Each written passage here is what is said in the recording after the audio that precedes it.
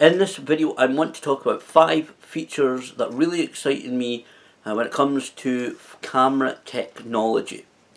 We've seen quite a few new cameras being released these last couple of years, from the likes of Canon, who unfortunately, disappointedly, seem to be concentrating on entry-level DSLRs, which is not really pushing the envelope, and I'm really disappointed about that. To Nikon and especially Sony. Sony have released cameras like the A7R II, A7R III, the A9, and a couple of days ago announced the Sony A7 III, which seems to be I only watched a couple of videos and listened to the Daily Flow podcast where Jared Wallen talks about it a little bit, but it seems to be a stripped back version of the A9.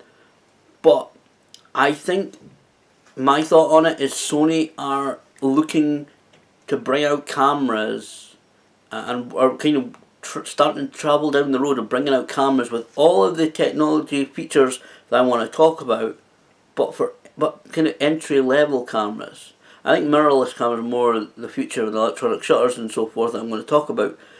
But I think Sony are starting to try and bring out cameras with all these features that I'm going to talk about, but have them as basically entry level cameras so that members of the general public who want to get into photography or buying for a family member will buy these cameras and give them to the family member who's interested in photography, who's not got a camera yet. I really genuinely think, especially looking at the couple of videos that I've seen about the A7 III, I think that's the road that especially Sony wants to go down, which is fantastic. If that's the road that they want to go down, I think it'll be a great journey for photography, and obviously great for photography overall. So the 5 features, I'm trying kind of rapidly get through them. Number 1, UHS-2, and I'm talking about SD cards here. That's a normal standard SD card, normal one. I think all of the cameras that I mentioned, I'm not entirely sure about the A7 III, but I imagine so. I've only watched a couple of videos about people giving their initial thoughts on it.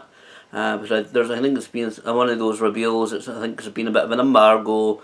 You're not allowed to give a huge amount of details yet, but I think probably, as I'm recording this, probably more people are putting up videos about it and explaining more about that camera. But certainly most of the, if not all of the cameras have dual memory card slots.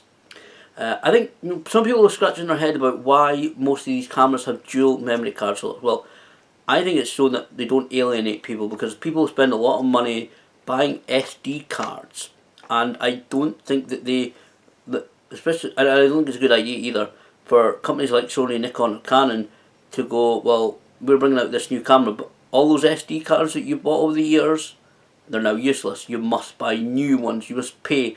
Not only you paid a lot of money for this camera, but you now have to go and buy UHS-2 memory cards only. I think we're in kind of a transitional period, and obviously it's great. If you want, you can just use UHS-2 cards, because you can choose which slot, and it's a good thing. Obviously, you can back up your card, so you can record the same photos that you're taking on both of them. You can split them between RAW and JPEG. It's a great technology, and obviously these cards are faster, which means that the camera will write the information, the photos or video, to the SD card quicker, so you can concentrate on taking photos rather than worrying about filling your camera's buffer, which are improving. But if you fill that buffer, the camera won't let you take any more photos. And if it's in a high action sports environment, that is an annoyance. It's been an annoyance in a few cameras in the last couple of years still. In-body stabilization, that's almost like gimbal technology, and most people, like I said, I talk from an amateur hobbyist photographer viewpoint. Not everybody can afford the thousands to these advanced gimbal technologies. In fact, I use the handle of the counterweight stabilization gimmick that I bought a while ago. I found the handle to be a lot better than the whole thing. For when I used the Canon Legria camcorder that I'm recording this on, if I'm about to do a video, it's always the camcorder that I use, and sometimes it can be a little bit shaky. My hands can shake, or I'm walking along, and I want the bounce of walking along. If this technology is really proven, and I know a couple of videos that I've watched about in-body stabilization, it's been professionals that have been using it, so they get high tier, top end results with it. But if that can help stabilize people video and kind of get that Peter McKinnon effect or Casey Neistat when it's more, it's really smooth video, that's brilliant. That's a lot better, and it'll improve idiots like and experienced people like myself for videos. Electronic shutter, that's another one, really good. One of the most frequent comments about electronic shutter is it's like watching a movie. When you're using the manual shutter, that flickering between in front of your eye can be annoying, and it can also, if your subject moves, can be a distraction, so that you don't have them framed properly when you're taking photos. And also, that you can concentrate if you've got that electronic shutter. It's like watching a movie. You can concentrate on working the camera, zooming in, zooming out, framing your, or tracking your subject. I know a lot of them you can get that framed. It's like a thin bar right around, the viewfinder. I'm not sure whether any of the cameras you can actually switch that completely off. I would hope so. If not, sometime in the future. So if you're adapted to the camera, you know what you're doing with the camera, you know that you're taking photos, then you can just concentrate on framing your subject once you've got your settings set. Once you've got your settings right, once you know what you're shooting, you can concentrate on tracking your subject and taking photos.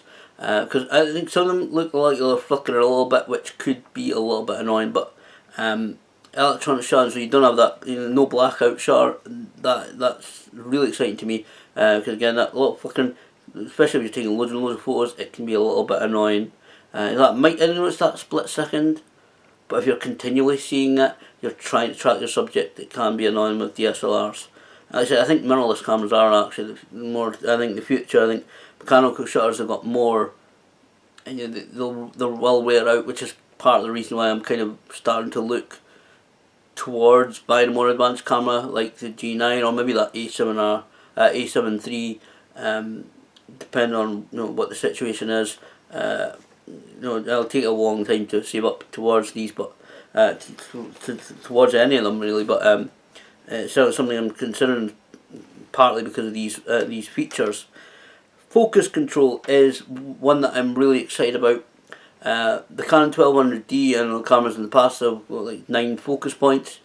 The recent released cameras have multiple focus points right across the screen. I think something like, some of them is like 163 focal points, and you can select which ones to use. You can select kind of the size of it. You can select say 9 or 12 of them. You can move about, and even some of these cameras, the joystick where you can actually move the focal point freely across your screen.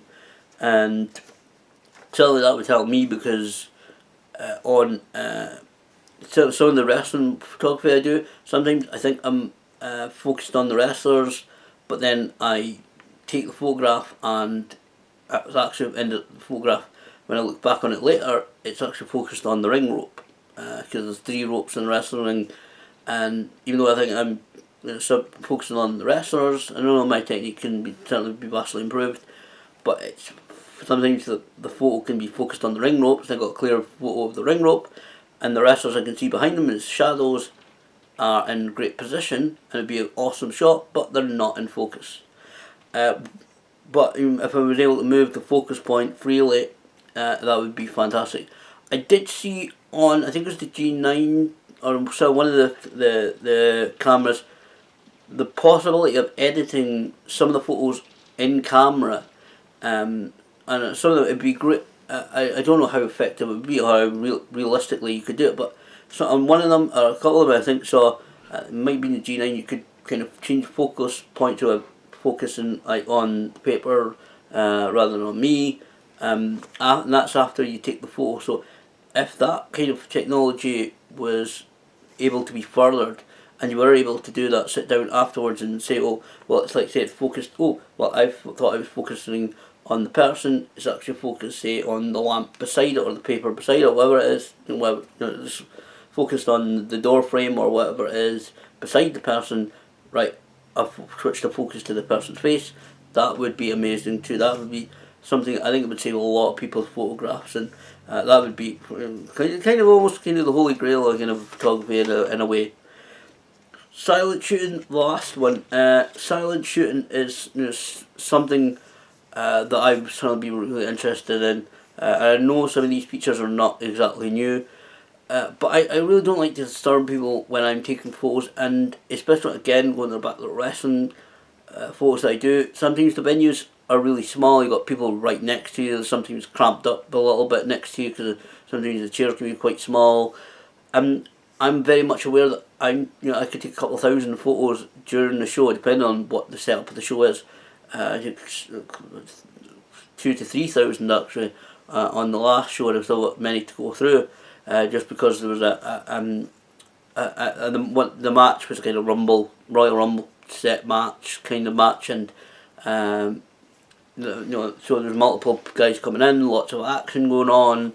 They were coming in at intervals to join the match, so it lasted a long time. So I took a lot of photos, and not all of them are going to be keepers, which is why I'm not actually uploading them to social media on my Facebook to let the guys see them yet, because I want to go through them once again. But I took many photos, and so I know that people, especially if they don't know them next to them, the continual clacking and manual shutter can be a little bit annoying, and I've had a couple of comments before, like how many photos do you actually take during the show and that, because obviously they can hear the clack of the manual shutter right next to them, and I don't like to disturb people, especially also if you're going places on holiday. Again, went to New York, went to a couple of places, including one church, and I was very aware, especially in a place like a church. Again, a lot of people talk about church and about silent shooting when it comes to wedding photography. I'm very aware that in a place like that, I really don't want to disturb people, and that was not my intention at all. And there was, people were praying, and there was a couple of displays in the church where it was, please, it was a couple of, especially at the church we went to in New York. It was near Ground Zero, and there's a couple of display things, and it's kind of encouraged. You're able to take photos, so it's not like I went in the church and started taking photos. Again, I don't want to disturb people. I mean, just walk into the church, start taking photos or anywhere. But it's a very kind of touristy welcome church, and I put a couple of dollars in the collection thing, because it's encouraged if you visit, put $1 or $2 in there. So I put, I think $5, whatever it was, in the collection thing that I had on me. But I was very aware it's a church, it's somewhere you don't want to disturb people. So silent shooting, where you can do it, you don't need to disturb people. There's no the clack of the mechanical shutter. Fantastic. So we've seen a lot of these new cameras come out with these kind of features, these kind of technology, and like I said, especially with Sony, that's again, I'm going to go back once I've recorded this, look online, YouTube, on podcasts, see who's talking about that new A7 III camera. But these certainly, I think that companies, like I said earlier, companies like Sony, they really are, I think, starting to get the idea that people want these more advanced cameras, and they are absolutely, I believe Sony, at least for example, are definitely trying to get the price of these cameras down, because I think it said that A7 III it's about $2,000. I think the A9 or something is about $3,000 to $4,000.